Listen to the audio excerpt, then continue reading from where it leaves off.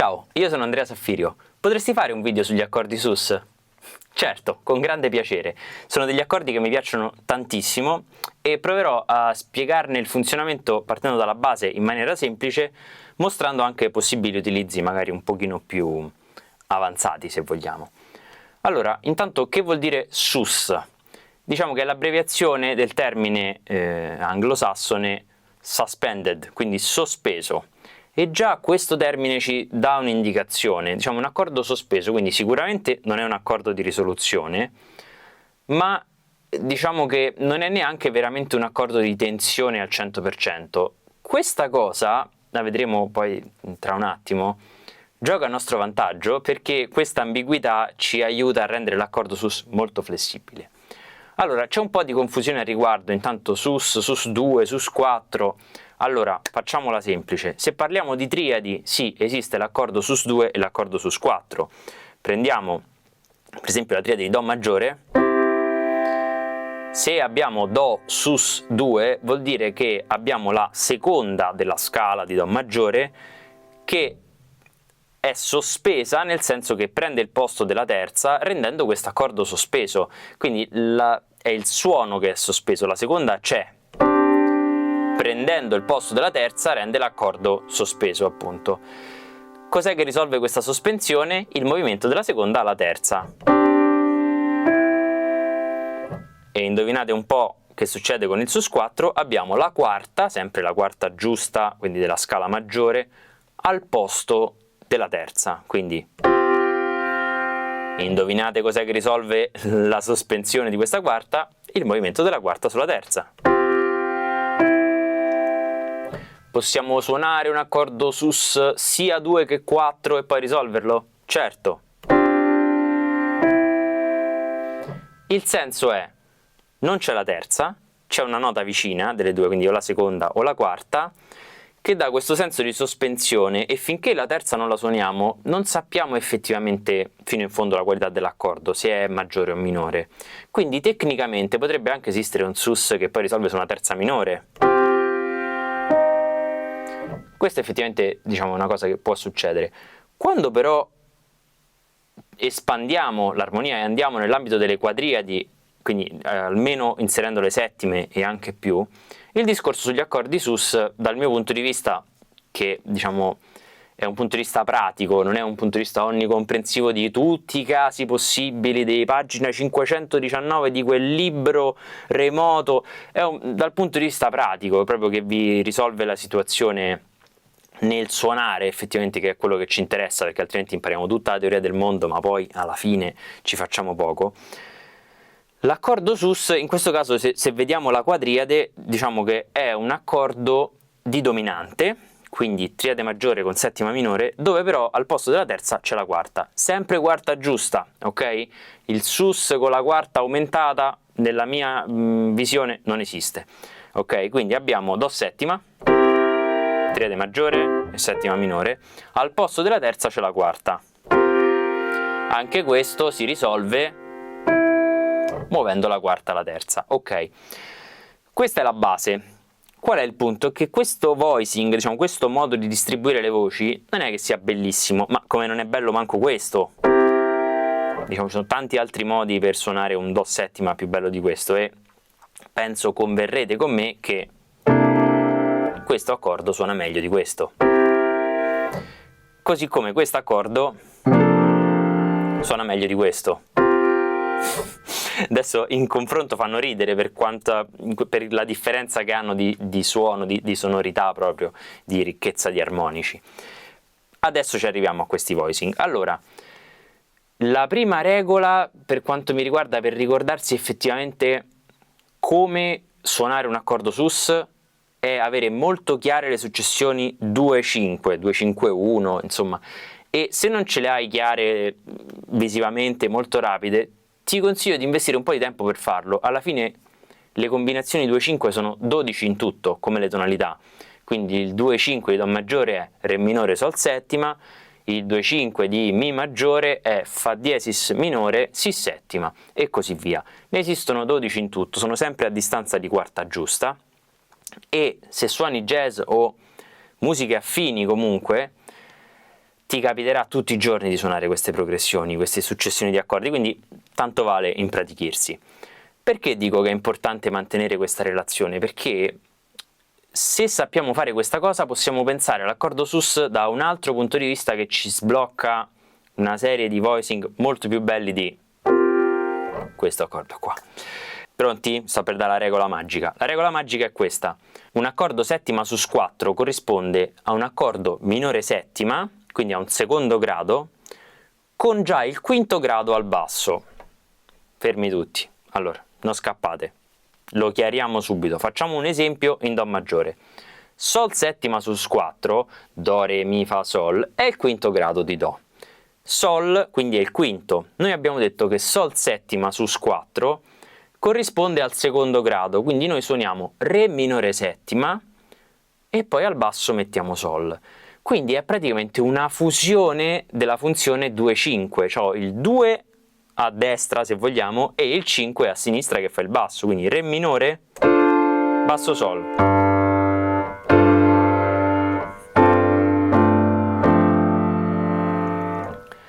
Ora, ma settima sus 4 è così e settima sus 2? Allora, in realtà, come vi anticipavo prima, quando entriamo nel reame delle settime, sus 4, sus 2 non fa più differenza a quel punto, diciamo che li consideriamo tutti sus 4 e se vogliamo mettere anche la seconda, che in questo caso diventa la nona, siamo liberissimi di farlo.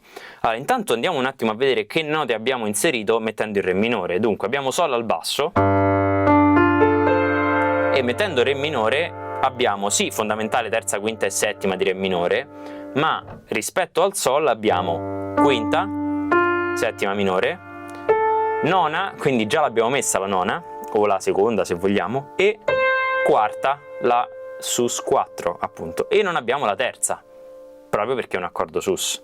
La cosa incredibile di questa regoletta magica è che una volta capito questo, qualsiasi voicing utilizzate per Re minore, dal più semplice al più avanzato, funziona benissimo per Sol settima sus 4 e molto meglio di il famoso accordo a parti strette con la fondamentale. Quindi state suonando solamente accordi terza e settima perché magari siete all'inizio e dovete rafforzare la visualizzazione di queste note base e vi aiuta ad improvvisare senza complicarvi troppo la vita. Fantastico, sono un fan di questo approccio.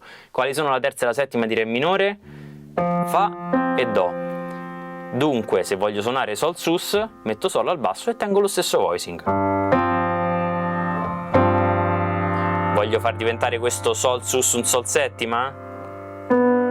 Muovo la quarta alla terza. Pensiamo a un altro voicing, ad esempio quello che dicevamo prima, state suonando solo accordi a parti stretti con fondamentale, terza, quinta e settima. Sono un po' meno fan di questo approccio, però all'inizio per visualizzare le note dell'accordo ve la buono. Re minore, Re, Fa, La e Do.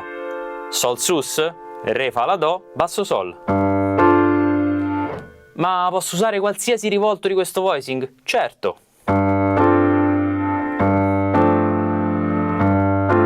Basta non spingersi troppo in basso, che poi non si capiscono più le note. Prendiamo questo per esempio. Vogliamo far diventare questo Sol sus un Sol settima? La quarta, scende la terza. E a questo punto possiamo risolvere a Do maggiore. Benissimo, state studiando gli accordi senza fondamentale, i cosiddetti rootless oppure left hand voicing, quindi terza, quinta, settima e nona? Re minore, terza, quinta, settima e nona. Voglio suonare Sol sus, Fa, La, Do e Mi, come per Re minore, basso Sol.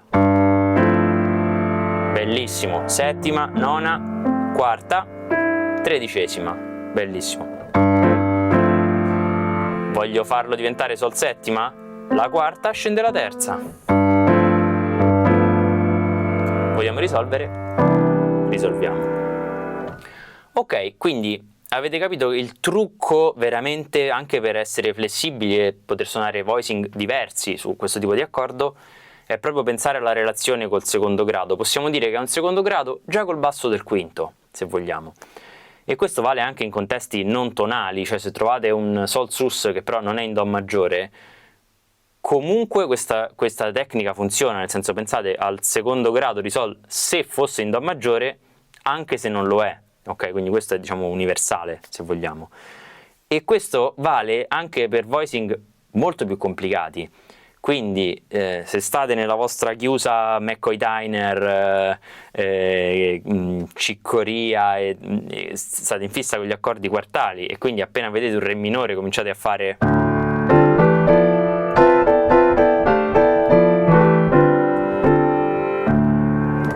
Benissimo, sono con voi tutta la vita, vogliamo suonare Sol Sus? Facciamo esattamente la stessa cosa, che adesso io non ricordo ovviamente, però lo stesso tipo di voicing con Sol al basso.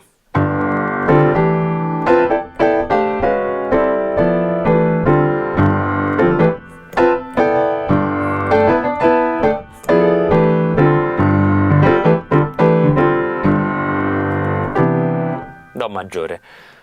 Ora già vedo i precisetti tra di voi che dicono però su questo Sol Sus a un certo punto hai suonato il Si, stavi già facendo Si settima.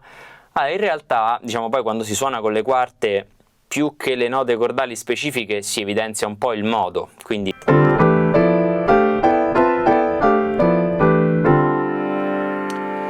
e nel modo di Sol Sus, che è lo stesso di Sol settima, quindi Sol Mi Solidio, almeno quello base,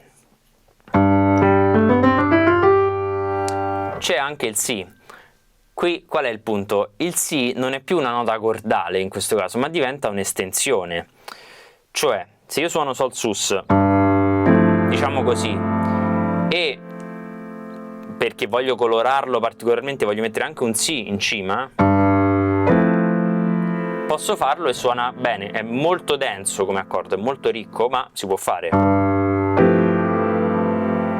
Un esempio di questo è, non bisogna andare così avanti sulla timeline in cose super moderne, Someday My Prince Will Come di Miles Davis ha un'introduzione dove Wynton Kelly suona su un pedale di Fa e insomma suona tutta una serie di accordi incredibili, tra cui anche un Fa sus che mi sembra sia una cosa tipo questa,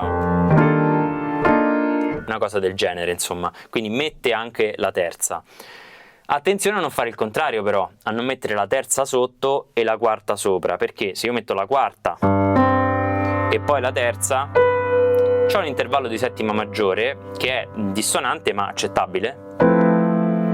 Se invece io le inverto e metto la terza sotto e la quarta sopra, intervallo di nona minore, che è l'intervallo più dissonante che esiste, che nel 90% dei casi ci sbilancia il voicing e non mantiene più quella qualità che cercavamo. Questo non suona bene come questo. Quindi, ricapitolando, come suonare un voicing buono per un accordo sus? Qualsiasi voicing che utilizziate per un accordo minore sul secondo grado va benissimo pure sul quinto grado sus. Quindi Si bemolle settima sus 4, Si bemolle quinto grado, quindi sto in Mi bemolle Fa minore, basso Si bemolle.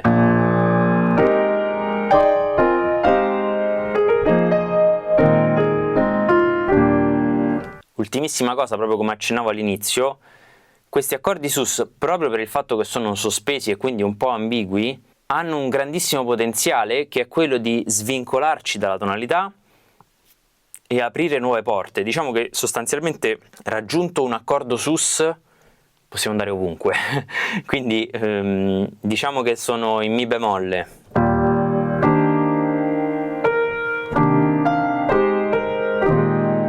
Si bemolle sus. A questo punto ho generato una bella aspettativa di tonalità perché ho suonato un turnaround praticamente, però io da qui posso muovermi dove mi pare. Si sus, Fa diesis sus, Mi sus, Re bemolle sus, Re major 7, La sus, La bemolle major 7 diesis 5, Re sus, Re settima, Sol maggiore. Quindi ho usato degli accordi sostanzialmente a caso, inframmezzati da accordi sus altrettanto a caso, o meglio, seguendo l'orecchio, che non hanno nessuna relazione tonale tra di loro, eppure, proprio per il fatto che l'accordo sus è sospeso, ci dà più flessibilità sulla direzione che possiamo prendere. Quindi può essere spesso usato per modulare in modi inaspettati, usando dei parallelismi, quindi spostando degli accordi in modo parallelo. Si utilizza anche molto per le introduzioni in maniera più canonica, quindi pedale di dominante, invece di fare il pedale di dominante con l'accordo di settima con la terza maggiore, spesso si fa il pedale di dominante sus. Faccio un esempio: se conoscete It Could Happen to You,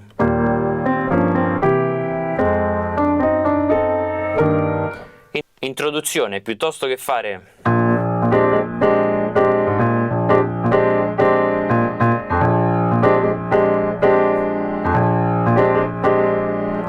molto noioso e poi probabilmente è più interessante suonare un accordo sus.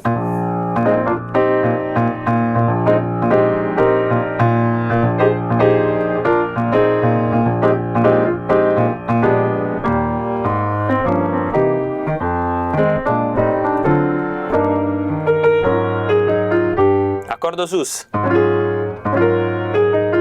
accordo sus, sol settima, do sus, do settima. Quindi ovviamente può essere utilizzato anche in fase di riarmonizzazione, quando avete un accordo e lo volete dominantizzare, dominante secondaria, potete anche dividere ogni accordo di dominante, invece che un'intera battuta di sol settima per dire, in metà battuta di sol settima sus 4, metà battuta di sol settima. Quindi invece di fare sol settima, do settima, possiamo fare sol sus, sol settima, do sus, do settima, in questo caso bemolle 9. Ok, come al solito mi sono dilungato più di quanto avrei voluto, perché questi argomenti mi appassionano e quindi prendo il via e faccio fatica a fermarmi. Spero di non averti confuso le idee, ma invece di avertele chiarite. Se così non fosse, fammelo sapere nei commenti che approfondiamo altri argomenti. Gli accordi sus sono veramente una grandissima risorsa, quindi ti invito ad esplorarli proprio per allargare la tua tavolozza sonora. Grazie e al prossimo video.